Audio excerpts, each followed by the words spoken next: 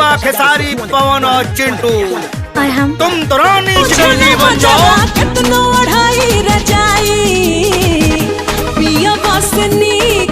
इस कदर तो प्यार कोई नहीं करता, मरने वाले के साथ कोई नहीं मरता।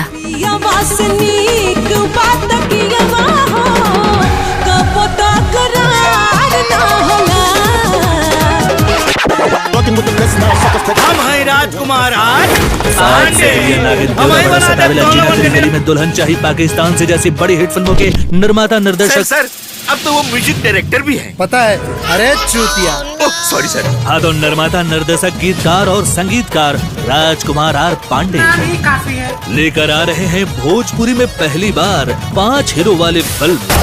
Roll camera rolling action. बने दे एक दिन हीरो हमारा जिंदगी तोर चमकहिबोगे। बंदे का कही रे अगला 100 दिन का रह तू हो कि हु अश्लील गा के आगे बढ़ गई तो तू हो गई बा। बने दे एक दिन हीरो हमारा या दिन हीरो बने तल्ला ना तारा का भाव दे।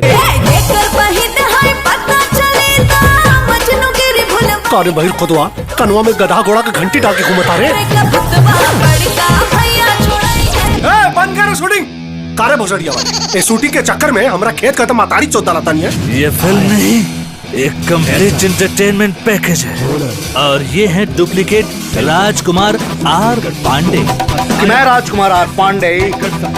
सफलता के लिए सिर्फ नाम ही काफी है। अरे बम्बई से राजकुमार आर पांडे गांव में शूटिंग करे अइला ना रे। जौना दिन राजकुमार आर पांडे के पता चल गई कि उनके नाम के फंदेबाजी हमने करता नहीं, वह मैं क्या तोहरा हमरा दोनों घड़िया में डाल दे। आओ और यह 3 भक्तों भौके हमरो के एक बार ऐसा ना पर्दा पलिया दी कि गर्दा मचा दी। ओके, इन्होंने के फ्यूचर खातिर कुछ खर्चा करे के पड़ी। देवे के पड़ी सर। हाँ कितना ले खर्चा हो जी फिल्म में? लगभग 20 लाख रुपए। हीरो हीरा लाल बड़े बड़ा जने दिदिया के हीरो बने गई ना और बुता के चल गई। अरे लेकिन सर द्रौपदी कहाँ सही है मैं? राजकुमार पांडे नाम है हमारा। न जाने कितना लड़की सड़क से उठौनी, महल तक पहुँचौनी। अब एक और लड़की सड़क से उठाई और मुंबई तक पहुँचाई।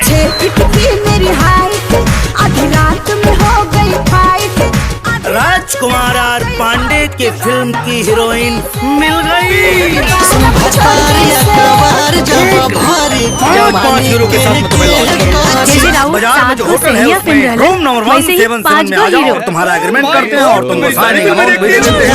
हमरा के पागल दीवाना कहिया खियबू पीरतिया के दाना नवे हमरी जवनिया तू कब करबू?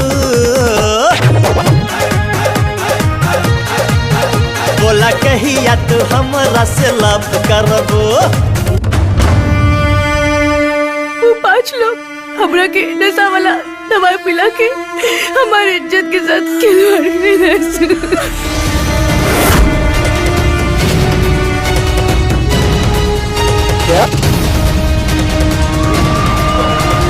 अरे भागो, पुलिस आई है।